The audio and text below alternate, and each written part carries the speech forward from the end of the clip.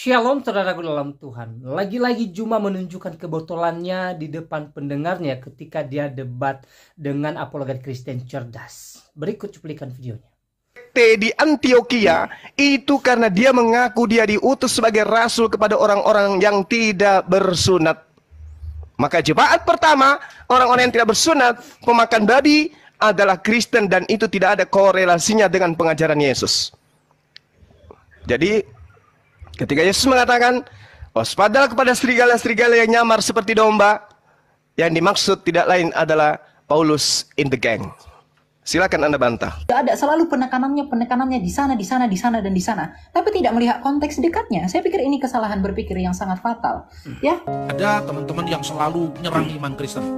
Kalau Kristen itu mengikuti Abraham, kalau Kristen itu agama Abraham, kenapa dia tidak taat? Mana tidak taat? Kenapa ada orang Kristen yang tidak disunat? Padahal perjanjian Abraham kan sunat. Terus saya bilang, sunat itu bukan dilarang dalam iman Kristen, juga bukan diwajibkan sebagai syarat keselamatan. Baik, langsung saja kita lihat video lengkapnya. Dan buat saudara yang terus mendukung apologet Kristen, melawan ajaran-ajaran yang memutarbalikkan fakta kebenaran Alkitab, silahkan tekan tombol like dan juga share atau bagikan video ini supaya menjadi berkat bagi orang lain di luar sana. Mari kita simak videonya. Kita simak setiap video yang ada dengan membuka hati, membuka mata, dan membuka telinga supaya kita beroleh pengajaran dan pembelajaran dari setiap apa yang boleh kita simak. Sekte di Antioquia itu karena dia mengaku dia diutus sebagai rasul kepada orang-orang yang tidak bersunat. Maka jemaat pertama, orang-orang yang tidak bersunat, pemakan babi adalah Kristen, dan itu tidak ada korelasinya dengan pengajaran Yesus. Jadi ketika Yesus mengatakan waspadalah kepada serigala-serigala yang nyamar seperti domba, yang dimaksud tidak lain adalah Paulus in the gang. Silakan Anda bantah. Oke. Ya, terima kasih Pak Juma ya. Sebenarnya saya juga mau menunjukkan bahwa seringkali Bapak Juma dalam rautan argumentasinya itu gagal sekali berpikir dengan apa yang saya sampaikan. Kemudian merujuk dari apakah orang-orang Kristen yang di jemaat yang didirikan Yesus itu bersunat? Iya, bersunat. Ketika saya bilang ya bersunat, langsung Bapak berpikir bahwa wah, argumentasi saya sudah patah karena itu. Enggak. Sebenarnya ini hanya ketidaktahuan Anda ya. Orang Yahudi yang percaya Yesus itu tetaplah harus disunat. Karena sedangkan orang Yahudi yang percaya Yesus tidak dibebankan hukum sunat. Kisah Para Rasul 21 ayat 25. Tetapi mengenai bangsa-bangsa lain yang telah menjadi percaya, sudah kami tuliskan keputusan-keputusan kami, yaitu mereka harus menjauhkan diri dari makanan yang dipersembahkan berhala, dari darah, dari daging binatang yang mati, dan dicekik dari percabulan. Ayat 20-nya kalau kita melihat sebelum sampai kepada konklusi ini, mendengar itu mereka memuliakan Allah. Lalu yang berkata kepada Paulus, saudara lihatlah beribu-ribu orang Yahudi telah menjadi percaya dan semuanya rajin memelihara hukum Taurat. Di ayat 22-nya, tetapi mendengar tentang engkau bahwa engkau mengajar semua orang Yahudi yang tinggal di antara bangsa-bangsa lain untuk melepaskan hukum Musa. Bangsa lain untuk melepaskan hukum Musa. Bapak harus mengerti ya, bahwa ketentuan sunat itu diberikan kepada yang memang diteruskan dari Abraham, kemudian berakhir di orang-orang Yahudi dari kedua belah suku Israel ini sebagai bentuk perjanjian mereka. Kemudian selanjutnya dikatakan sebab engkau menyatakan supaya mereka jangan menyunatkan anak-anaknya dan jangan hidup menurut adat istiadat kita. Jadi kita harus mengerti teman-teman bahwa hukum sunat ini adalah hukum yang only berlaku bagi orang-orang Yahudi. Tapi karena Yesus menyatakan pergilah jadikanlah semua bangsa muridku, baptislah mereka di dalam nama Bapa, Putra dan Roh Kudus. Artinya hukum Yahudi ini tak berlaku lagi bagi dunia ini. Itu berlaku bagi mereka aja. Bagi dunia ini tidak berlaku lagi hukum sunat karena mereka sudah disunatkan melalui kematian Kristus. Inilah relevansi yang saya katakan. Saya tetap konsisten dalam argumentasi saya. Saya tidak mau gagal berpikir ya.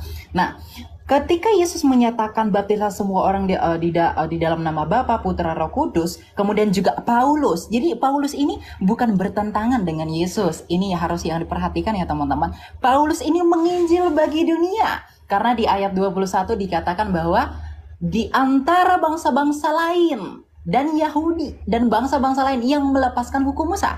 Artinya bangsa-bangsa lain itu tidak terikat dengan hukum Musa. Inilah mengapa orang Yahudi itu sangat fanatik dengan orang-orang di bangsa lain.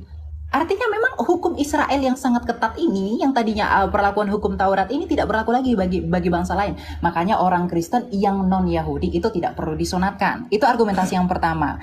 Argumentasi yang kedua, mengapa orang-orang Yahudi atau pada masa ketika Yesus mendirikan jemaatnya yang adalah Petrus sang batu karang itu, mereka adalah orang-orang bersunat.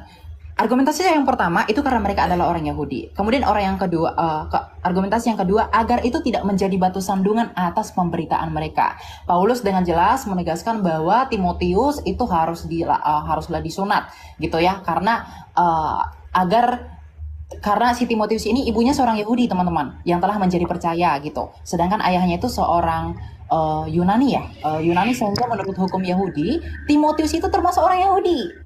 Ini, jadi karena keyahudian mereka itu diwajibkan untuk bersunat, gitu. Jadi orang yang di luar Yahudi, non-Yahudi, tetapi Injil juga diberikan kepada mereka. Karena Yesus menyatakan bahwa Injil itu harus diberitakan kepada seluruh dunia, ya maka itu tidak berlaku, gitu. Karena karunia keselamatan ini diberikan bagi semua orang, gitu. Jadi penafsirannya penafsirannya itu harus relevan, jangan dikait-kaitkan yang satu dengan yang lain dan hanya untuk mengukuhkan asumsi kita, gitu. Itu prinsip hermeneutika Kristen, itu jelas dalam hal ini, gitu ya. Jadi sebenarnya tidak ada yang bertentangan, gitu, Pak Juma. Silakan. Baik. Ya. Saya ulangi dengan narasi Anda yang begitu panjang. Saya mau tanya kepada saudara, menurut Yesus, Injil mana yang harus diberitakan kepada semua bangsa muridnya? Jawab. Apa yang mereka saksikan itu? Semua. Bukan Injil Lukas, Injil Markus, Matius, Yohanes, Surat Paulus. Injil itu bukan satu establishing karena belum ada kanonisasi. Oke. Berarti dengan kata lain bukan kitab saudara. Dengan kata lain bukanlah kitab saudara yang Yesus perintahkan untuk diberitakan. Catat itu. Ya, karena memang itu belakangan dikanonkan. Ya, saya setuju. Oke, sip. Nah, Anda sudah akui, bagus. Nah, sekarang gini. Ketika saudara mengatakan Taurat itu tidak berlaku untuk bangsa lain lagi, emang Taurat itu pernah berlaku untuk bangsa lain? Memang tidak pernah. Taurat itu untuk Bani Yakob.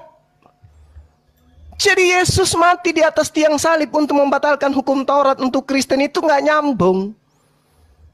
Yesus datang membatalkan hukum Taurat di atas tiang salib untuk Kristen, tidak nyambung.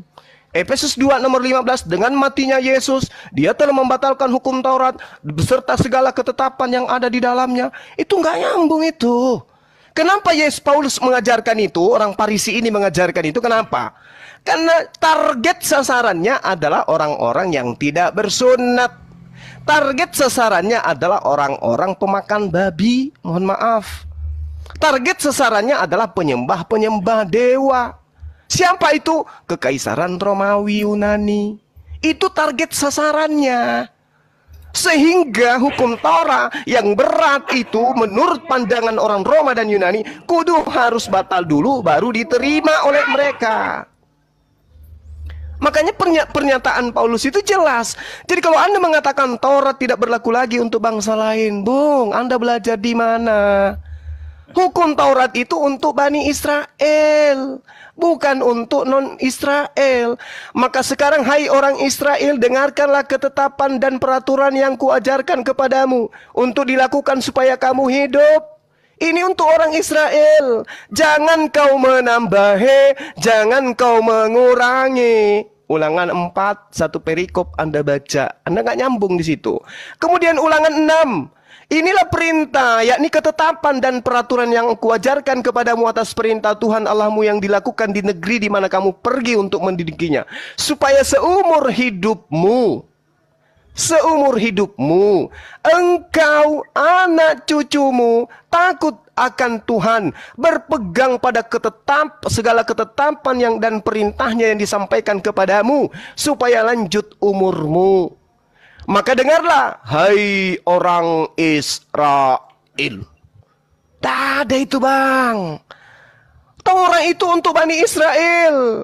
Kalau Anda kurang yakin, silakan Anda baca di dalam Ulangan 33. Hukum yang ada untuk Bani Yakub saja, bukan untuk Anda. Jadi kenapa Yesus mati untuk Anda? Apa hubungannya? Kalau Yesus datang untuk membatalkan dalam perspektif Anda menggenapi, kenapa untuk Anda? Anda sopo? Di dalam di ulangan 33 dijelaskan, Musa telah memerintahkan hukum Taurat kepada kita, satu milik bagi jemaah Bani Yakub. Anda Bani Yakub? Bukan. Satu lagi. Yeremia 31:31, aku akan membuat perjanjian baru dengan Bani Israel dan Bani Yehuda. Anda Bani apa? Hah? Bukan Anda. Jadi ngapain Yesus mati di atas tiang salib untuk Anda? Ngapain? Tujuannya untuk membatalkan hukum Taurat. Iya, berarti Yesus untuk Bani Israel, bukan untuk Anda. Kalaupun dia dibaksakan untuk mati sebagai persembahan kepada dewa, dia dipersembahkan untuk Bani Israel, bukan untuk Anda.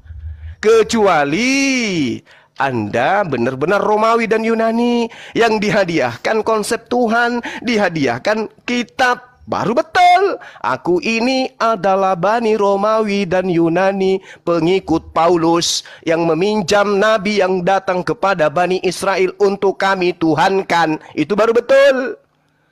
Saya jempol kalau Anda jujur di situ. Yang pertama, Anda sudah mengakui jemaat mula-mula yang didirikan oleh Petrus adalah jemaat bersunat, berarti mereka bukan Kristen. Mereka adalah Bani Israel yang percaya Yesus utusan Tuhan, belum terkontaminasi dengan ajaran Farisi. Sedangkan yang di Antioquia murni mutlak absolut pengajaran Farisi. Muncullah Kristen penyembah manusia, dan itu Anda aminkan hari ini. Makanya saya tanya, Injil mana? Injil Lukas? Bukan. Markus? Bukan. Injil yang mana? Ya Injil Yesus. Mana Injil Yesus itu? Baca kitab Anda. Kalau Anda punya Bible, saya ajarin sekarang. Di dalam Yohanes 1 nomor 48, Yesus memanggil Filipus. Filipus, ikutlah denganku. Kadia, ikut denganku wahai Filipus. Filipus disebut namanya. Ada legalitas dari Yesus untuk Filipus. Lalu kemudian di Kisah Para Rasul 8, di nomor 35, Filipus memberitakan tentang Injil Yesus. Yang diajarkan oleh Filipus adalah Injil Yesus, bukan Injil Lukas, Markus, Matius, Yohanes, bukan. Jadi kalau Anda pun memaksakan memberitakan Injil kepada seluruh makhluk, maka berita yang harus didengarkan itu adalah Injilnya Yesus yang dibawa oleh Filipus, bukan Lukas, bukan Paulus. Sadari itu kalau Anda memang benar-benar ingin selamat. Yesus punya Injil sendiri yang diberitakan muridnya Filipus, dan Filipus mendapatkan legitimasi jelas. Sementara Paulus, Lukas, Markus, pengarang Matius, pengarang Yohanes, pengarang Markus itu tidak ada legitimasi dari Yesus. Sementara sumber firman, bahkan kalian mengatakan firman itu adalah sang firman itu adalah Yesus. Sang firman memberikan legitimasi kepada Filipus, bukan kepada penulis Injil Anda. Jadi Injil Anda itu bukan yang harus diberitakan ke seluruh dunia. Simpan itu di peti. Cari Injil Filipusnya. Beritakan kepada dunia. Disitulah yang benar. Injil Filipus masih ada sisanya. Yesus menikah dengan istrinya Maria. Silakan. Oke. Kasih Pak Juma. Ya, saya ini ya sudah cukup mendengarkan tadi ya apa yang disampaikan. Saya mau bantu yang pertama dulu. Tadi Pak Juma menyatakan berkaitan dengan Taurat itu untuk orang Yahudi. Ya, kita buka Lukas 16 ayat 16. Lukas ya. Hukum Taurat dan kitab para nabi berlaku sampai kepada zaman Yohanes. Dan sejak itu kerajaan Allah diberitakan dan setiap orang menggagahinya berebut memasukinya. Yang pertama. Yang kedua, Matius 11 ayat 13. Sebab semua nabi dan kitab Taurat bernubuat hingga tampilnya Yohanes. Jadi Lukas, Matius itu relevan. Bahwa Taurat itu hanya berakhir dan berlaku sampai di masa Yohanes. Oke, jadi di sini kita bisa melihat bahwa Matius itu memberi penjelasan lebih jelas dengan menempatkan kata mereka bernubuat itu berakhir hingga tampilnya Yohanes Pembaptis tentang kesaksian kebenaran yang akan datang di dalam Kristus. Dengan demikian kita mengerti bahwa Taurat itu dan nubuat-nubuat para nabi dalam Perjanjian Lama berakhir pada saat tampilnya nabi terbesar, yaitu Yohanes Pembaptis, ya. Dengan tanda kematian Yesus di kayu salib berlaku hukum Kristus, hukum kasih. Ini saya sudah tegaskan dari awal bahwa hukum Kristus itu adalah dua hukum. Hukum Taurat itu terikat pada 613 hukum. Gitu. Jadi yang 613 itu sudah tidak berlaku lagi. Kenapa? Karena para nabi pun itu semua bersaksi dan akan bernubuat tentang Dia yang akan datang. Yang di dalam Lukas yang saya bacakan tadi, berakhirnya nubuat tentang kesempurnaan yang akan datang itu telah selesai.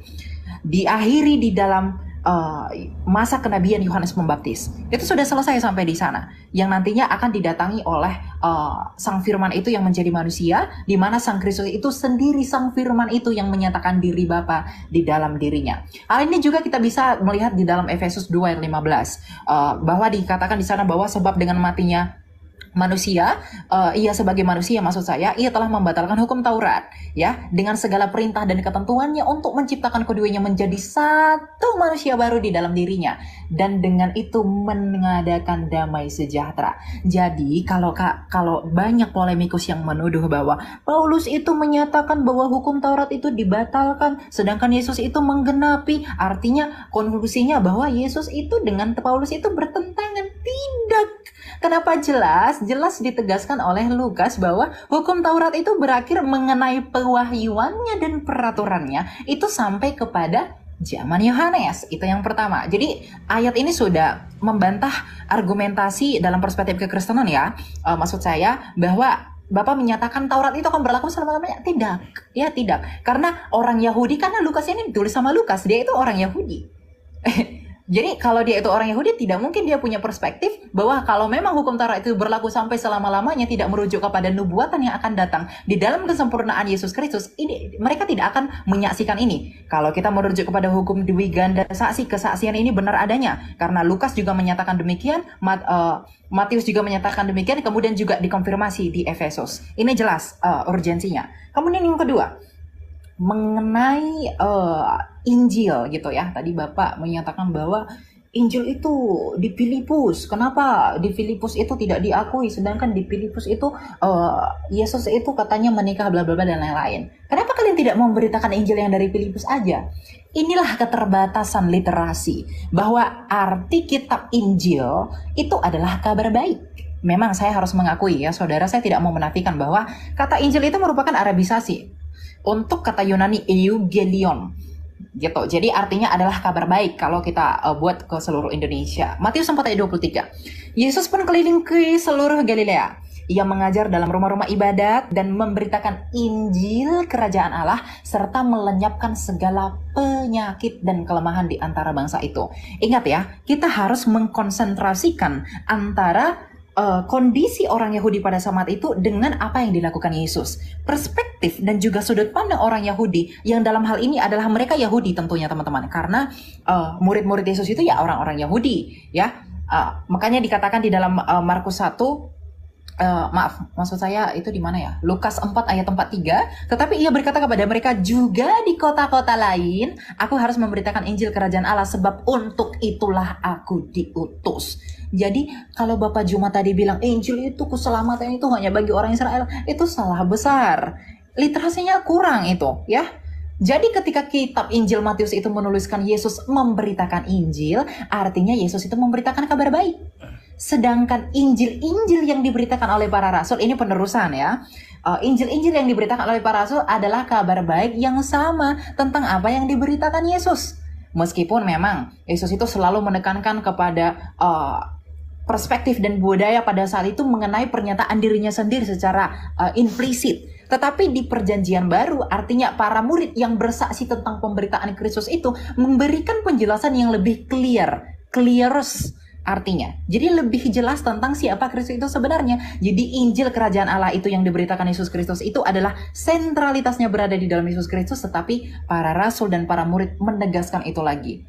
Hubungannya dengan apa? Dengan amanat agung Yesus Kristus bahwa Injil itu harus diberitakan ke seluruh dunia. Jadi Injil itu tidak terbatas pada apa yang ditulis murid tertentu saja Bapak Juma, tapi itu merujuk kepada kabar baik. Kabar baik itu dalam hal ini telah disampaikan Yesus bahwa kamu harus membaptis orang di dalam nama Bapa, Putra, dan Roh Kudus. Ini relevansinya dengan apa? Dengan keselamatan yang Yesus tawarkan itu, dengan mengalahkan maut, dengan kematian dan kebangkitannya di kayu salib. Jadi kabar baik di sana adalah karena ketika Yesus itu menyatakan bahwa hidup di zaman pada saat itu, dia belum mati. Jadi Injil Kerajaan Allah itu yang merujuk kepada dirinya sendiri. Sedangkan ketika Yesus memberi mandat dan amanat agung, baptislah mereka di dalam nama Bapa, Putra, dan Roh Kudus, dia sudah mati, tapi bangkit kembali. Artinya Yesus secara implisit menyatakan kepada murid-murid, sampaikan ke dunia bahwa aku telah mati, aku telah bangkit, dan aku naik ke surga, dan baptis mereka di dalam nama Allah Tritunggal, agar mereka dapat diselamatkan. Inilah yang disebut dengan kabar baik itu. Tidak bertentangan dengan apa yang Yesus ajarkan. Saya juga bingung dengan rautan argumentasi apa Anda mengkait-kaitkannya dengan Filipus, kemudian juga menuduh bahwa Yesus itu pernah menikah. Yesus itu pernah menikah tidak pernah divalidasi fakta sejarah. Tutup Alkitab, kita buka fakta sejarah. Tulisan Marabin Serapion, kemudian tulisan Tacitus, kemudian juga siapa namanya satu lagi saya lupa, yang dari Roma itu, mereka tidak pernah menyaksikan Yesus Kristus itu menikah. Bahkan Flavius Josephus itu membuktikan dan juga menuliskan dalam sejarahnya bahwa Yesus itu diakui dan dianggap orang Yahudi itu bangkit pada masa itu, dan tidak pernah menuliskan historikal tentang pernikahannya dia. Jadi Injil itu merujuk kepada kabar baik, terlepas dari bagaimana memang perspektiva dari budaya pada bangsa itu. Gitu Pak Juma ya. Terima kasih. Oke, baik ya. Jadi Paulus sendiri mengakui di dalam Galatia 1 nomor 6, aku heran bahwa kamu begitu lekas berbalik daripada Dia yang oleh kasih karunia Kristus memanggil kamu dan mengikuti satu Injil yang lain. Ya. Jadi saudara harus memahami bahwa dari zaman Paulus saja, Injil-Injil itu sudah bertebaran. Banyak Injil yang kemudian ada pada masa itu. Sehingga ketika saudara mengatakan bahwasanya Injil yang Anda maksud adalah yang diberitakan kabar gembira, Paulus yang menorehkan catatannya sendiri mengatakan bahwa banyak Injil lain, ya, banyak Injil lain yang ada pada masa itu. Bukan hanya kitab saudara yang sekarang ini mencari jalan untuk membatalkan hukum-hukum yang datang kepada Bani Israel. Saudara dengan entengnya mengatakan bahwasanya hukum Taurat itu hanya berlaku pada masa Yohanes sampai masa Yohanes. Itu maunya Anda.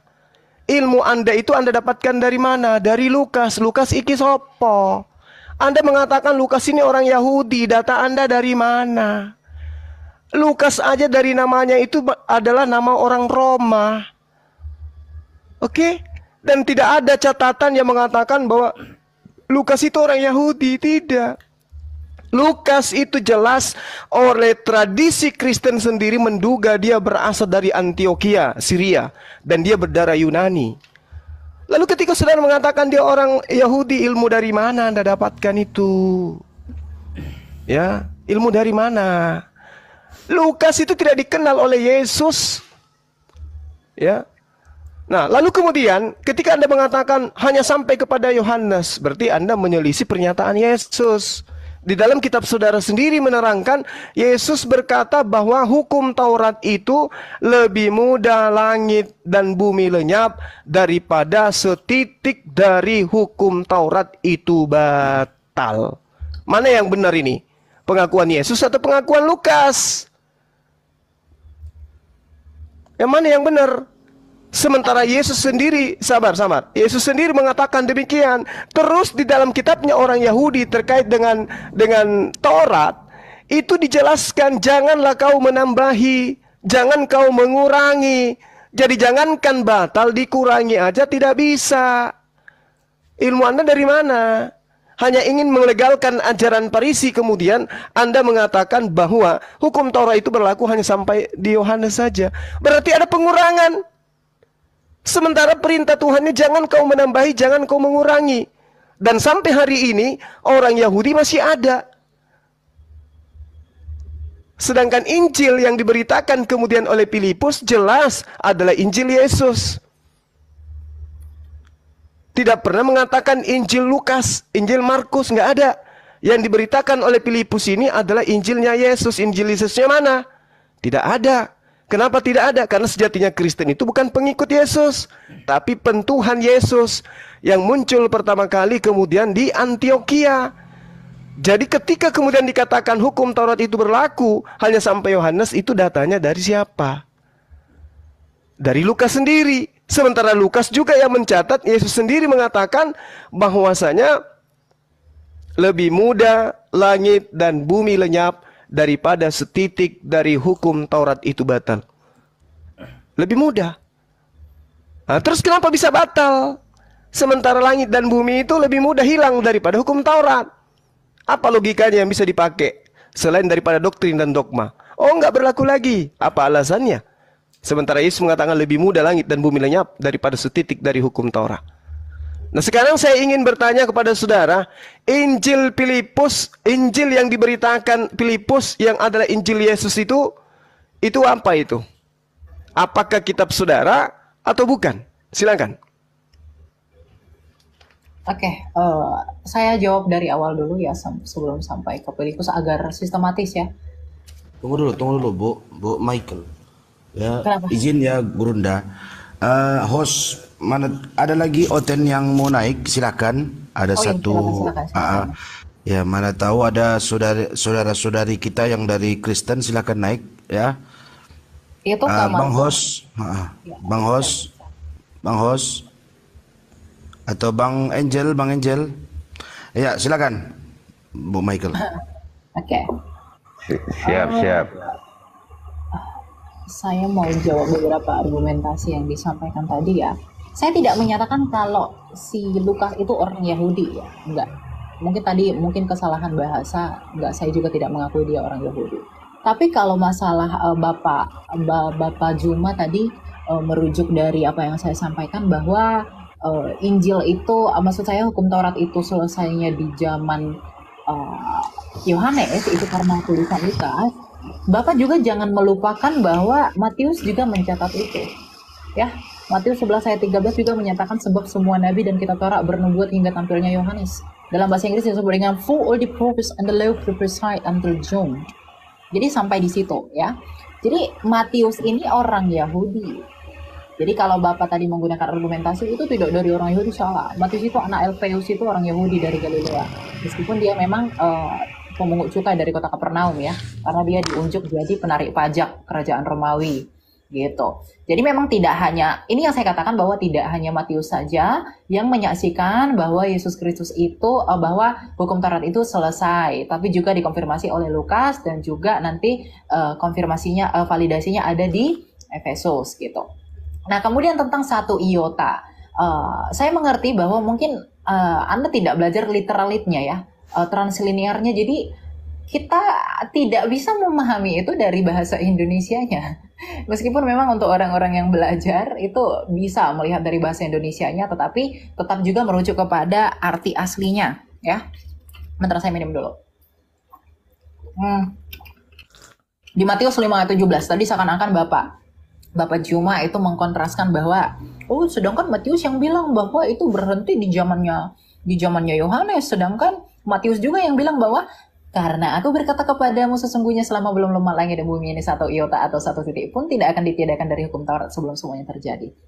Ya, kita belajar ya teman-teman dalam hal ini ya. Satu iota atau satu titik pun tidak akan ditiadakan dari hukum Taurat sebelum semuanya terjadi.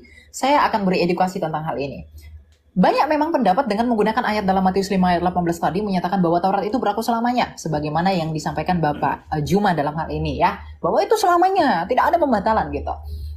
Satu iota atau satu titik pun ditiadakan, namun biasanya pendapat yang seperti itu mengatakan ini mengabaikan frasa yang terdapat pada ayat itu. Jadi saya menyimpulkan Bapak Juma terindikasi hal ini, yaitu frasa sebelum semuanya terjadi gitu. Padahal frasa inilah kunci untuk memahami ayat tersebut.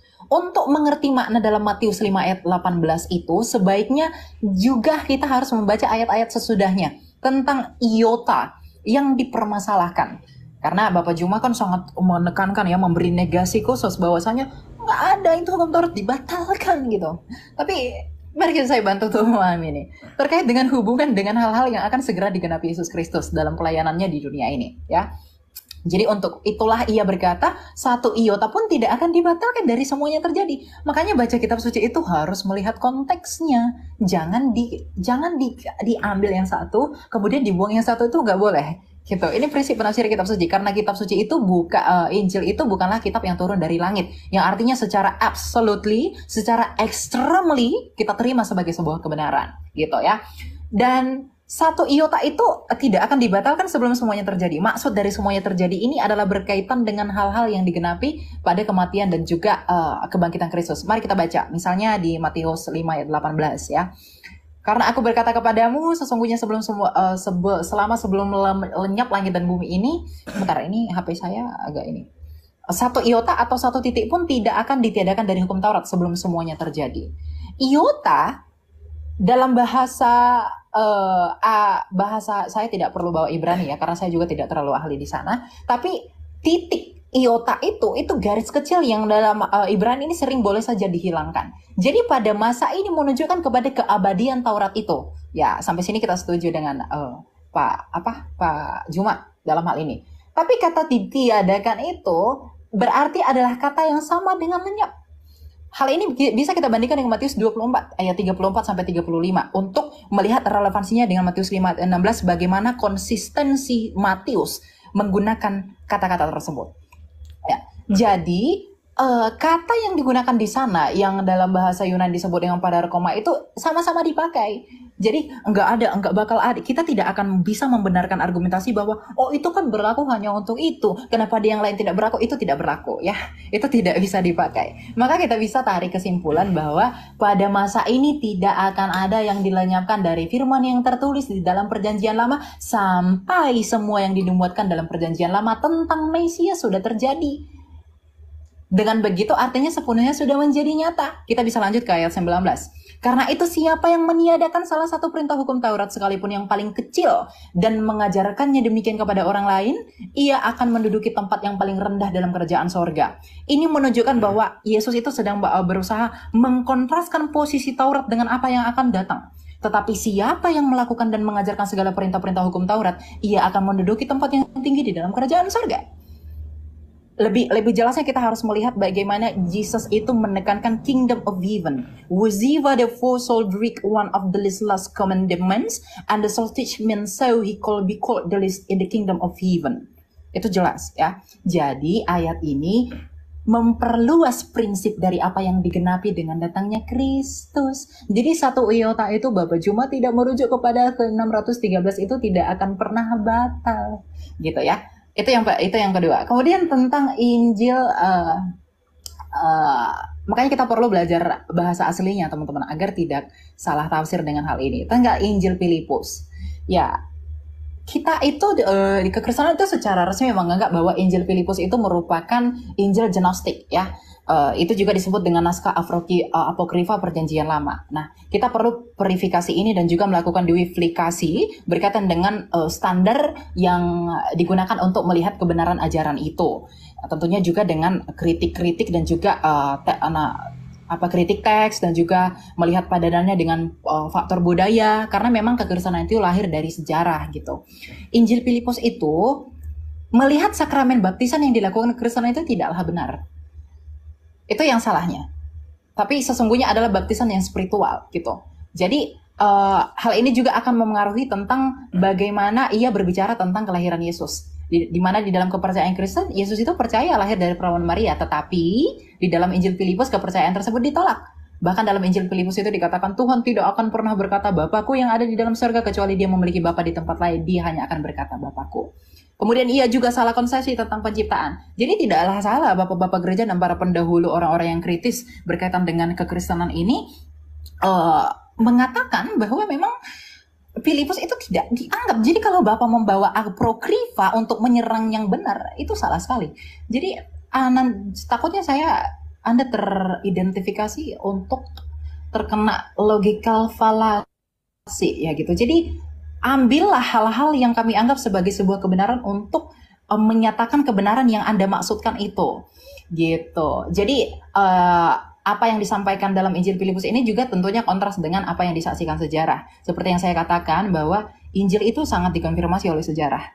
tulisan-tulisan para sejarawan itu menyatakan bahwa Yesus itu tidak pernah menikah. Karena kalau kita melihat dari gayanya orang Semitik berbicara tentang riwayat hidup tentang seseorang, dia harus menjelaskan itu, apalagi berkaitan dengan pernikahan. Tapi sayangnya sejarawan yang berasal dari kalangan itu tidak menyatakan demikian. Gitu. Jadi jadi nggak usah curhat. Kita kembali ke tema, nggak usah curhat kemana-mana. Itu. Jadi gini. Shalom, selamat siang. Anda mencoba menarasikan. Bentar dulu Bang Juma.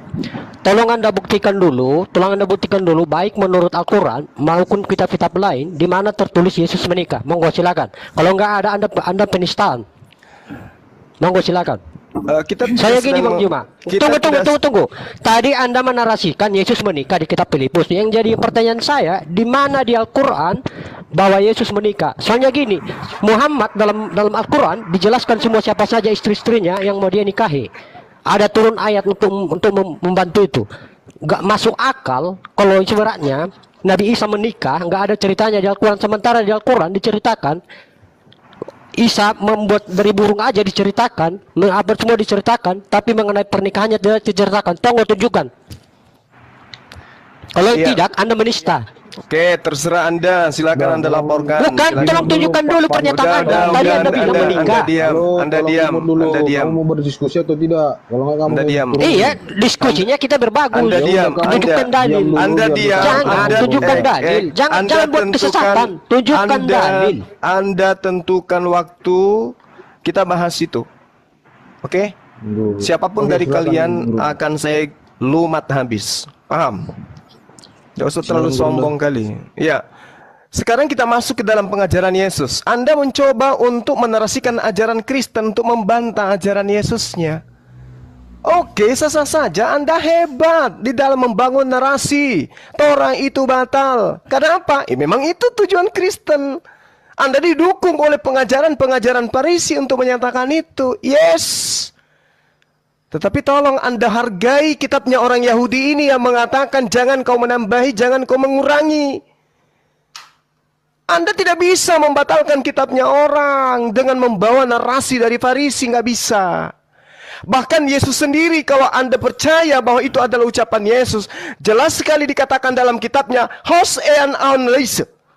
Meanton enton nauton ton alasistion kai de dase hauston taus anthropos elaxitos kelextetai ente pasilei. Artinya apa? Tidak boleh. Barang siapa yang meniadakan, membatalkan setitik meskipun yang paling terkecil. Coba. Lantas Anda kemudian mengatakan, oh sebelum disalib, saya katakan mohon maaf, saya harus mengatakan maaf, 1000 maaf. Anda tidak belajar dengan logika sehat Anda, hanya iman. Yesus mengatakan apa di sana? Tidak akan menempati tempat, dia akan menempati tempat yang terendah. Dia akan menempati tempat yang hina di dalam kerajaan langit ketika dia membatalkan setitik pun, meskipun yang paling terkecil. Kata siapa? Kata Yesus. Oh, Anda akan larikan sebelum semua terjadi. Apa semua terjadi itu? Sebelum saya disalib. Wow.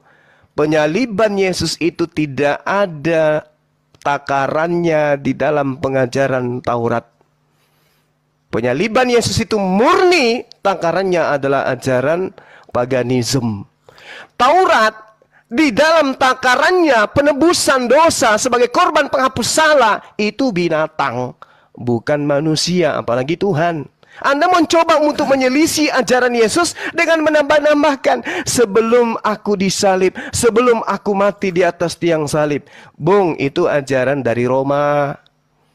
Coba Anda baca Filipi 5 nomor 2. Yesus mempersembahkan dirinya sebagai persembahan yang harum untuk Theos. Theos mana yang menginginkan persembahan manusia? Anda tidak akan pernah bisa temukan. Tuhan yang benar tidak pernah minta persembahan manusia kecuali dalam hal ujian kepada Abraham. Dan itu pun Tuhan menggantikan dengan binatang. Di agama Anda persembahan penebus dosa itu manusia. Lalu kemudian Anda mengatakan inilah penghapusan daripada hukum Torah. Sampai hanya Yohanes. Oleh karena itu Yesus harus mati di atas tiang salib sebagai penggenapan itu semua. Penggenapan itu bukan pembatalan, Bung. penggenapan itu adalah penyempurnaan. Yesus datang menyempurnakan hukum Taurat itu. Apakah penyempurnaan hukum Taurat dengan membunuh anak manusia di atas tiang salib? Itu ajaran paganisme, ya. Tapi ajaran Taurat, kita berbicara mengenai ajaran Taurat. Di mana Tuhan mengatakan akan berhenti hukum Taurat itu hanya kepada Yohanes, itu di mana? Tidak ada pengajaran itu, kecuali pengajaran yang muncul kemudian 300 tahun kurang lebih setelah pengesahannya di konsili, barulah kemudian hal itu Anda benarkan. Dan Anda mengajarkan ajaran ini karena diajarkan oleh Barat kepada Anda. Bukan orang Yahudi yang mengajarkan itu. Orang Yahudi mana, tradisi mana, kitab apa di tengah-tengah mereka yang mereka jadikan acuan. Hukum Tuhan yang datang kepada kita sudah selesai pada saat pengarang kitab Yohanes mengatakan itu. Ketika pengarang Lukas mengatakan itu. Dan Anda salah tadi. Itu bukan kitab Matius, Anda belajar lagi. Yang mengatakan itu adalah kitab Lukas. Anda asal bicara saja, tapi Anda tidak memahami data yang sesungguhnya. Jadi saya katakan sekali lagi kepada saudara, Yesus sendiri mengatakan, siapa yang meniadakan hukum Taurat meskipun yang paling terkecil, dia akan menempati tempat terhina di langit. Apa itu? Neraka. Makanya kalian diusir oleh Yesus. Enyahlah daripadaku kalian semua pembuat kejahatan. Siapa yang tidak membuat kejahatan? Yang melakukan kehendak Bapa. Apa kehendak Bapa? Hukum Taurat. Jadi siapa yang tidak melakukan hukum Taurat, berarti mereka tidak berlaku berdasarkan atas kehendak Bapa. Siapa yang tidak berlaku kehendak Bapa, dia diusir. Kemana? Ke neraka. Mana dalilnya? Matius 13:50.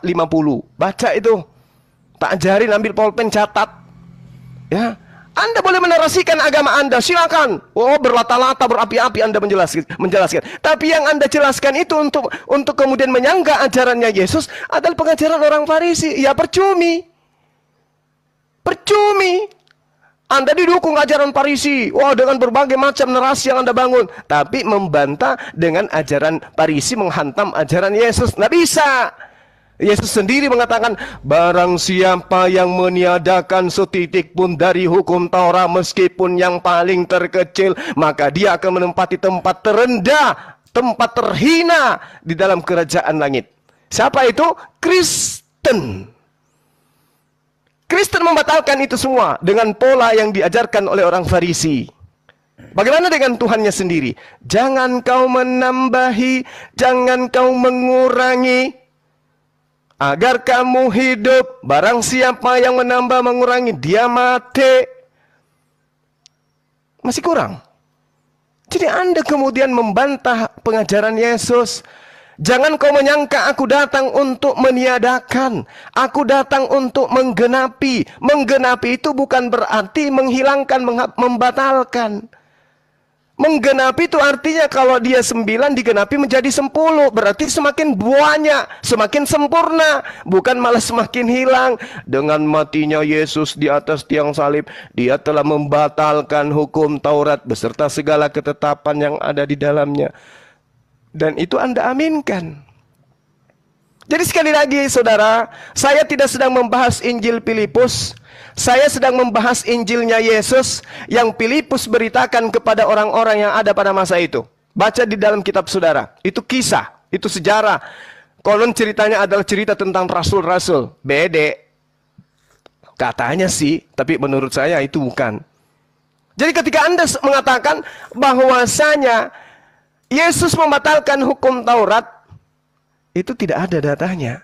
Yang ada datanya, orang Farisi mengajarkan dengan matinya Yesus di atas tiang salib, maka hukum Taurat itu batal. Yesus sendiri mengajarkan apa? Tidak setitik pun dihilangkan, lebih mudah langit dan bumi lenyap daripada setitik dari hukum Taurat itu batal. Berarti nggak boleh batal. Barang siapa yang meniadakan meskipun yang paling terkecil, maka dia akan menempati tempat terhina. Nah, silakan Anda terima keadaan itu. Ya. Coba Anda renungkan, silakan. Oke. Saya mau ajak ini ya, mengetahui beberapa hal.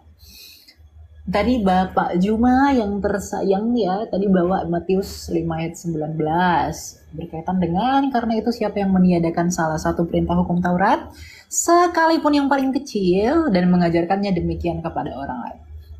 Coba kita pelajari kata use yang merupakan verba yang ditulis dalam bentuk aorist active subjunctive, dan kita korelasikan dengan bagaimana penafsiran kasuistik orang Yahudi. Ya. Use itu berarti meniadakan. Meniadakan itu relevan dengan memperlunak, kemudian juga memperlemah, dan lain-lain gitu, yang dilakukan oleh orang-orang Farisi. Dan kita mengikuti perspektif mereka. Bagaimana penafsiran mereka yang saya katakan tadi itu sifatnya itu kasuistik. Mereka membuat hukum Taurat itu dapat gampang dilaksanakan karena memperlemah dan memperlunak kuasa moral hukum Taurat itu. Maka mereka disebut dengan menduduki tempat paling rendah, menduduki tempat yang paling tinggi. Artinya secara harfiah itu disebut tak berarti. Itu penafsiran kasuistik, ya. Sebaliknya, Yesus itu menyatakan bahwa yang melakukan dan mengajarkan segala perintah-perintah hukum Taurat, ia akan menduduki tempat tinggal, ya, tempat yang tinggi, ya, tempat yang tinggi di dalam kerajaan sorga. Segala perintah yang merujuk kepada apa yang dinyatakan Yesus itu merujuk kepada hukum Taurat di Perjanjian Lama, dan hal-hal yang segera menyusul, yakni rumusan Kristus yang lebih dalam tentang hukum Taurat yang menunjukkan kepada penggenapan sesungguhnya. Kita bisa bandingkan ini misalnya dalam Matius 5 ayat 38, Matius 22, kalau nggak salah pokoknya di antara ayat 34 sampai ayat 34, dan Yesus Kristus itu merujuk kepada dirinya yang akan segera mengajarkan kegenapan Taurat, dan revitalisasi yang ia rumuskan itu menjadi hukum kasih. Hal ini kita bisa lihat di dalam ayat 20 misalnya di Matius 5. Saya tidak keluar dari konteksnya meskipun tadi Pak Juma membawa narasi lain, tapi nanti saya akan jawab itu, ya. Di Matius 5 ayat 20 itu dikatakan bahwa maka aku akan berkata kepadamu, jika hidup keagamaanmu tidak lebih benar daripada hidup keagamaan ahli-ahli Taurat dan orang Farisi, sesungguhnya kamu tidak akan masuk ke dalam kerajaan surga. Kita bisa melihat ini padanan yang saya katakan tadi, bahwa kebenaran yang ada di sana itu lebih tepat daripada hidup keagamaan. Jadi kebenaran itu lebih tepat daripada hidup keagamaan. Ini urgensi kekristenan. Ya, jadi lebih benar bukan berarti lebih besar. Ahli-ahli Taurat yang adalah orang yang menganggap dirinya sebagai pengajar hukum Taurat, kemudian mereka adalah Farisi yang kemudian orang-orang yang mengaku mengajarkan hukum Taurat mengerjakan, maksud saya, masuk dalam kerajaan surga itu tidak tergantung pada hubungan Allah, dan ini harus diperlihatkan dalam kehidupan dan ajaran yang bersifat mendalam itu. Ini yang Yesus revitalisasi. Jadi saya tadi sudah menerangkan dari bagaimana transit interlineasinya berkaitan dengan satu iota itu merujuk pada apa. Kemudian tadi Bapak Juma menyatakan kalau satu iota tidak ada, selalu penekanannya di sana, dan di sana, tapi tidak melihat konteks dekatnya. Saya pikir ini kesalahan berpikir yang sangat fatal. Ya, kemudian yang kedua, tadi juga mana ya, Bapak Juma tadi menyatakan, saya catat tadi berkaitan dengan berkaitan dengan enyahlah gitu, bahwa mereka yang sesat itu enyahlah mereka yang menyebut aku Tuhan Tuhan, melainkan dia melakukan kehendak Bapakku di sorga. Tadi Bapak Juma itu menyatakan bahwa kehendak Bapakku di sorga merujuk kepada Taurat, ya, merujuk kepada Taurat. Di sini juga kita harus lihat Matius 7 ayat 22 itu ayat 22 itu merujuk kepada latar belakang yang ada di sana. Jadi kita nggak boleh comot-comot Bapak Juma. Bapak Juma itu tidak boleh mempersamakan persepsi bagaimana kitab yang ada di dalam kepercayaan saudara itu sama dengan perspektifnya kami. Tidak tentunya, ya. Karena kita harus lihat latar belakangnya. Karena setiap ayat itu punya maksud dan tujuan sesuai kontennya dan konteksnya. Maka sebaiknya ayat ini tidak dicuplik 2 ayat saja sebagaimana yang Bapak Juma lakukan. Tetapi kita mundur sedikit ke belakang, kita mulai dari ayat 15 sampai ke 23. Saya tidak akan baca karena itu terlalu lama, tapi jelas pada konteks Matius 7 ayat 15 sampai 23 itu tentang pengajaran sesat. Jelas sekali konteks Tuhan Yesus itu memberikan peringatan kepada murid-muridnya bahwa nanti akan ada orang-orang yang melakukan abusement tentang pengajaran Tuhan yang sebenarnya. Mereka ini bertindak seolah-olah sebagai nabi atau pengajar. Ya, itu memang sudah dibuktikan sejarah, banyak ajaran sesat yang menentang keilahian Yesus, kemudian juga rumusan Tritunggal. Meskipun dalam perspektif kekristenan hal ini merupakan hal yang dimaksud kepada apa yang dirujuk oleh Yesus Kristus. Gitu. Hal ini pula dinegasikan oleh Yesus Kristus di dalam Matius 24. Jadi, seperti yang kita temukan bagaimana kepalsuan itu banyak tentang nabi-nabi palsu yang bersaksi dan lain-lain, itu merujuk kepada hal pengajaran sesat yang disampaikan Yesus. Jadi kehendak Bapa di surga itu tidak merujuk kepada kamu harus melakukan hukum Taurat. Karena kalau dengan demikian, maka kontradiksilah isi yang disampaikan Matius ini dengan Matius juga yang menyatakan bahwa semuanya sudah berakhir ketika zaman Yohanes. Karena di dalam Matius 11 ayat 13, Matius buka sendiri, Matius 11 ayat 13, Matius berbicara sebab semua nabi dan kitab Taurat bernubuat hingga tampilnya Yohanes. Jadi tidak mungkin Yohanes memperkarakan dan menyatakan dua hal yang berbeda dan kontradiksi. Kalau memang Anda menafsirkannya demikian. Jadi sebenarnya itu adalah penafsirannya itu yang harus holistik. Jadi tidak ambil satu kemudian buang yang lain. Gitu. Jadi apa yang dimaksudkan Pak Juma dalam hal ini dalam rangka menuduh kekristenan, ketika kekristenan itu datangnya dari Paulus, tidak sesuai dengan ajaran Yesus, kemudian juga tidak sesuai dengan apa yang disampaikan Matius, ayat Alkitab itu kontradiksi. Kekontradiksian itu saya pikir lahir dari ketidakmengertian kita tentang konteks dan budaya orang Yahudi pada saat itu. Dan kemudian juga berkaitan dengan kata yang Bapak Juma sampaikan tadi tentang yang siapa yang melakukannya itu mendapat tempat paling hina. Kita harus memahami bahasa mereka, karena bahasa mereka itu bukan bahasanya orang Indonesia yang dengan mudah bisa dapat dimengerti, karena sangat kompleks. Bahasa Semitik itu sangat kompleks gitu. Jadi demikian Pak Juma. Oke, saudara harus memahami lebih jauh. Kitab Anda itu bukan bahasa Semitik, itu bahasa Yunani, bahasa Greek.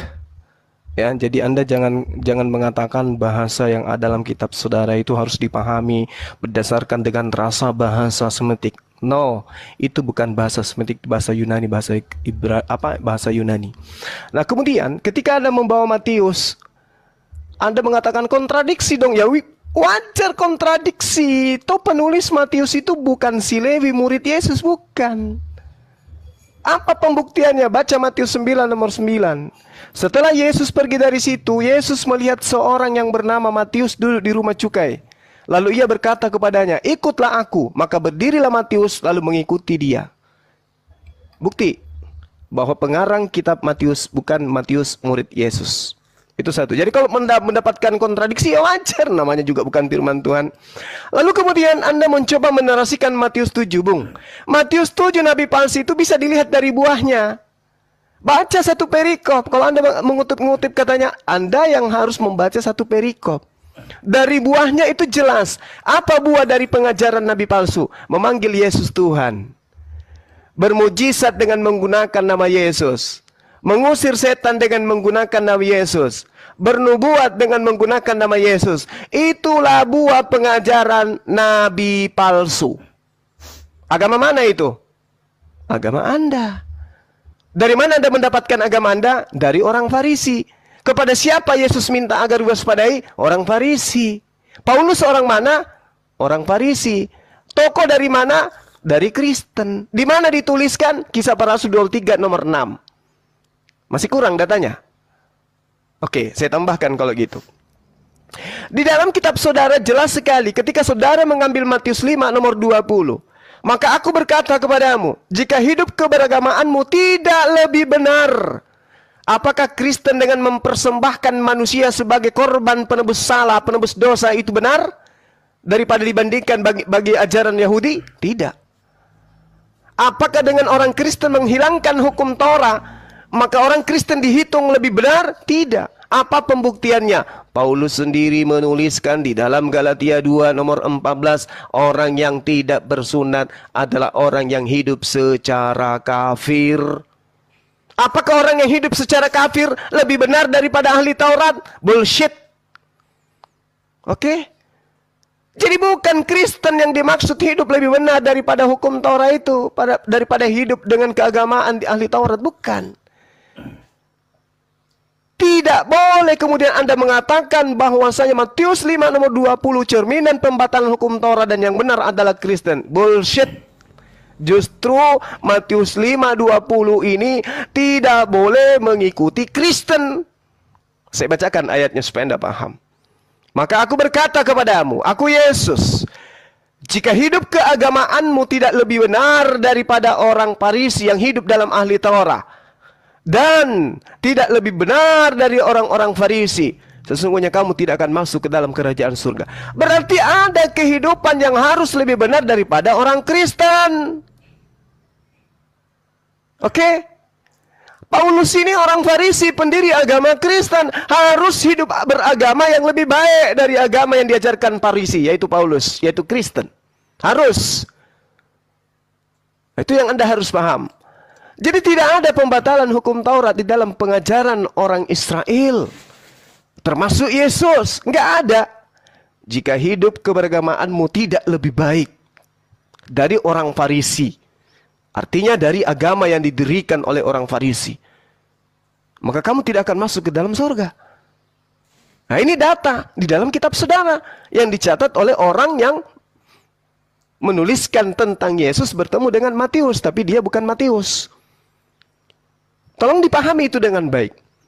Kemudian, ketika saudara mengatakan bahwa hukum Taurat itu berlaku hanya kepada Bani Israel, apakah hanya sampai kepada Yohanes saja? Terus apa hubungannya dengan Kristen?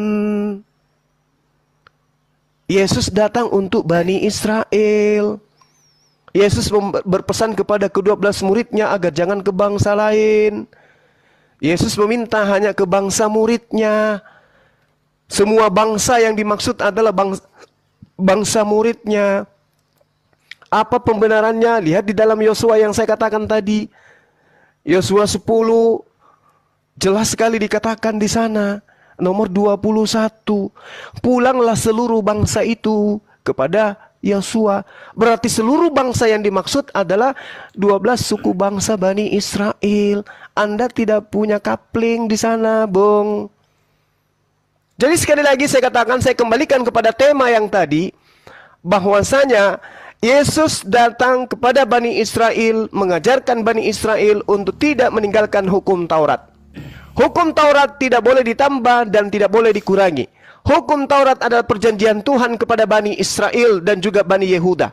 Tidak ada coupling untuk Kristen di sana. Demikian.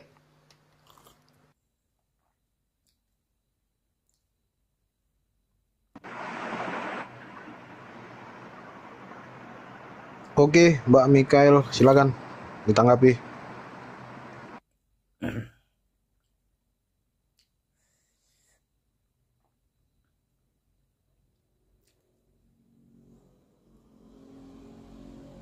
Cek, Mikael. Michael. Oke, silakan. Oh, ini ada nggak? Sorry. Iya, ada. Silakan ditanggapi, Mbak. Saya boleh ikutan bicara nggak, Bro? Oh, Pak Malikil ya? Iya. Oke, dari mana, Pak? Saya, Kristen. Iya, oke. Boleh, silakan. Boleh ditambah, Pak, silakan. Oke. Iya. Silakan. Jadi yang dijelaskan oleh Ibu Mikael ya, dari tadi memang Suma kawan kita nggak nangkap karena berbeda sudut pandang ya. Tentang hukumnya, hukum itu pada mulanya nggak ada. Lalu adanya kapan hukum itu? Ketika Israel ya ingin hukum tersebut, lalu diberikanlah hukum itu. Nah, dengan tujuan mereka akan taat terhadap hukum itu perjanjiannya. Ya, tetapi pada kenyataan, ketika seiring waktu mereka di padang gurun, ya berkelana 43 tahun, mereka tidak mampu melakukan hukum itu.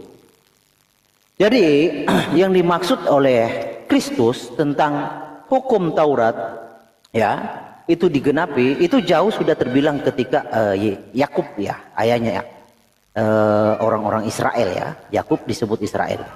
Di dalam Kejadian 49 ayat 10 dikatakan di sana segala ketetapan itu akan berlaku sampai kepada Sang Silo tampil ya. Jadi kenapa berlaku Sang Silo tampil dan kenapa Yesus itu menggenapi hukum itu? Jadi yang dimaksud dengan menggenapi hukum itu Kristus ya Tuhan sendiri itu mewakili manusia melakukan hukum tersebut supaya olehnya manusia yang tidak mampu melakukan hukum tersebut bisa terselamatkan. Salam Pak Bambang, saya mau izin bertanya, jika Yesus itu sunat, mengapa pengikutnya tidak diwajibkan sunat? Apakah Paulus merubah ajaran Yesus? Mohon pencerahannya. Ada teman-teman yang selalu nyerang iman Kristen. Kalau Kristen itu mengikuti Abraham, kalau Kristen itu agama Abraham, kenapa dia tidak taat? Mana tidak taat? Kenapa ada orang Kristen yang tidak disunat? Padahal perjanjian Abraham kan sunat. Terus saya bilang, sunat itu bukan dilarang dalam iman Kristen, juga bukan diwajibkan sebagai syarat keselamatan. Orang Kristen yang sunat juga sampai sekarang ada, ya. Orang Kristen Koptik di Mesir itu umur 3 hari sunatnya, bukan umur 8 hari. Kenapa? Karena tradisi sunat seperti yang tergambar di kuil-kuil Karnak 1000 tahun sebelum Abraham, itu sudah ada. Sunat itu ciri khas orang Mesir. Sampai kemudian gereja ortodok Koptik itu berkembang di Mesir, sunat itu bukan karena alasan untuk keselamatan jiwa, tapi sunat itu karena alasan tradisi kebersihan. Maka disebut taharot dalam bahasa Arab oleh orang Koptik. Yang dilarang sunat itu apa? Sunat sebagai andalan keselamatanmu. Maka kalau kamu menyunatkan dirimu agar kamu berharap diselamatkan oleh ritus sunat itu, maka untuk apa Kristus mati bagimu? Rasul Paulus yang sering dituduh katanya membatalkan sunat, nah, dia menyunatkan Timotius kok di dalam Kisah Rasul pasal 16. Tapi kenapa Rasul Paulus melarang Titus disunatkan? Karena Titus itu orang Yunani. Nah, coba baca sumber Yahudi, apakah sunat itu diwajibkan untuk orang bukan Yahudi? Tidak, sunat memang banyak untuk orang Yahudi. Dan contoh-contoh semacam ini yang apabila kita tidak tuntas membahas, itu bisa menimbulkan salah paham. Salam Tuhan, itu videonya. Kita sudah simak apa yang dibahas oleh Apologet Kristen dengan Juma di video tadi. Mereka membahas tentang hukum perjanjian lama terkait tentang sunat. Nah, saudaraku dalam Tuhan, Juma mempersoalkan, ya. Dia mengatakan bahwa perjanjian lama bahkan Yesus sendiri disunat. Terus kenapa pengikut daripada Yesus tidak diwajibkan untuk sunat? Nah, saudaraku dalam Tuhan, perlu kita tahu bahwa di dalam kekristenan sendiri, ya, sunat itu memang tidak diwajibkan, tetapi baik untuk kesehatan. Dan kalaupun ada kemudian yang menyunatkan diri atau menyunatkan anaknya misalnya, itu sah-sah saja untuk kesehatan. Tetapi kalau itu berhubungan dengan iman Kristen, sebenarnya tidak ada lagi kaitannya dengan iman Kristen. Karena kenapa? Ya, Yesus telah menyelesaikan dan menggenapi hukum Taurat. Jadi kita tahu bahwa hukum sunat di dalam perjanjian lama itu merupakan pesan Tuhan kepada Abraham, ya. Apa maknanya? Sebagai tanda milik, ya, bahwa orang Yahudi adalah miliknya Allah di dalam perjanjian lama. Nah, tanda milik bagi iman Kristen adalah percaya Yesus sebagai Tuhan, ya. Ketika kita percaya Yesus sebagai Tuhan, maka kita adalah miliknya Tuhan. Kita adalah umat pilihan Tuhan, ya. Karena orang yang percaya Yesus pun merupakan pilihan Tuhan. Ingat, ya, firman Tuhan mencatat bahwa bukan kita yang memilih Tuhan, tetapi Tuhan yang memilih kita, ya. Jadi kalau hari ini saya dan saudara percaya kepada Yesus Kristus, bukan merupakan kebetulan, bukan karena kita Kristen, bukan karena orang tua kita, nenek moyang kita Kristen, tetapi yang utama adalah Tuhan yang telah memilih kita. Tuhan yang telah memilih orang Kristen menjadi orang percaya kepada Yesus. Jadi otomatis orang yang percaya Yesus merupakan miliknya Tuhan Yesus Kristus, milik Allah. Jadi sunat tidak ada lagi hubungannya dengan iman Kristen.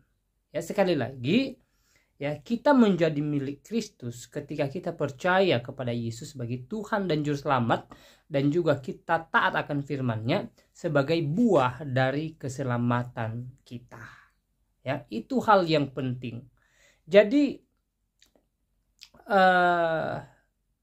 sebenarnya Yesus bukan meniadakan hukum Taurat tentang sunat, tetapi menggenapinya.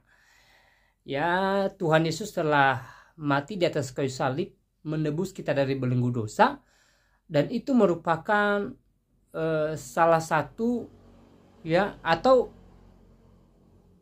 itu merupakan jalan bagi orang Kristen atau orang percaya untuk hidup di dalam kekekalan, yaitu di dalam kerajaan sorga.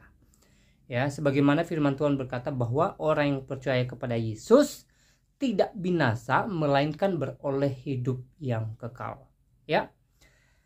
Nah, saudaraku dalam Tuhan, setelah menonton video tadi, apa yang menjadi tanggapan saudara? Silahkan tulis di kolom komentar.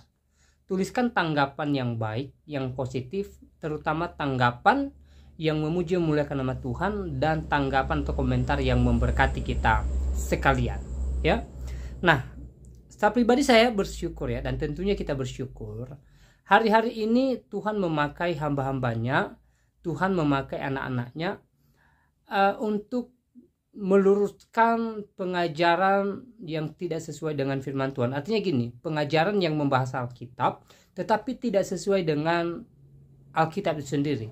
Ya, misalnya di video tadi Juma membahas Alkitab, tetapi penafsirannya selalu saja salah, selalu saja ngawur, selalu saja tidak sesuai dengan apa yang dipesankan oleh firman Tuhan. Jadi kita bersyukur kepada Tuhan. Tuhan menyediakan hamba-hambanya untuk menjawab dan meluruskan pernyataan-pernyataan semacam itu, sehingga iman kita tidak mudah digoyahkan. Dan saya percaya bahwa kita tidak bakalan goyah dengan apa yang disampaikan oleh Juma, karena saya percaya bahwa kita adalah orang-orang yang kembali kepada firman Tuhan, percaya apa yang disampaikan Tuhan di dalam Alkitab, ya, bukan apa yang disampaikan oleh orang-orang di luar sana, termasuk si Juma gitu loh ya. Nah, selalu saya ingatkan bahwa ya Juma ini tidak mengerti Alkitab ya, dan pesan saya lebih baik Juma berhenti membahas Alkitab. Lebih baik dia fokus dengan imannya dia, fokus dengan agamanya dia. Saya rasa itu lebih baik dan lebih memberkati daripada dia sibuk berkoar-koar membahas Alkitab, membahas kekristenan, membahas tentang Yesus, tetapi tidak pada tempatnya, selalu saja ngawur gitu lah. Ya, itu pesan buat Juma. Dan saya secara pribadi tidak terlalu panjang lebar mengulas apa yang mereka sampaikan. Saya percaya bahwa sudah menjadi berkat bagi kita apa yang disampaikan oleh hamba-hamba Tuhan di video tadi. Hambanya Elia Miron dan juga hambanya Bapak Bambang Nursena, yang memberikan pencerahan bagi kita tentang sunat. Nah, saudaraku dalam Tuhan, di kesempatan juga saya kembali ingatkan kita supaya kita tetap semangat menjalani hari-hari kita. Ya, saya tidak tahu seperti apa keadaan saudara. Saya tidak tahu apa yang sedang saudara alami saat ini, tapi apapun yang sedang kita alami, apapun yang sedang kita gumuli, saya percaya bahwa kita pasti mendapat jalan keluar bagi setiap persoalan kita. Hal yang terpenting adalah kita tetap berserah kepada Tuhan, kita mengandalkan Tuhan, kita percayakan kehidupan kita kepada Tuhan, dan kita percaya bahwa Tuhan senantiasa menopang kehidupan kita. Ya, nah saudaraku dalam Tuhan, hal yang terpenting dalam hidup ini adalah berserah kepada Tuhan, mengandalkan Tuhan, dan percaya akan kuasa Tuhan Yesus Kristus. Ya, nah saya tidak terlalu panjang lebar menyampaikan pesan review ini. Ya, semoga video ini memberkati kita. Dan buat saudara yang terberkati dengan penjelasan hamba-hambanya di video tadi, silakan tekan tombol like, tekan tombol subscribe, dan juga share atau bagikan video ini supaya menjadi berkat bagi banyak orang. Dan kiranya damai sejahtera daripada Tuhan Yesus melimpah bagi kita, dan Tuhan Yesus memberkati setiap kehidupan kita. Shalom.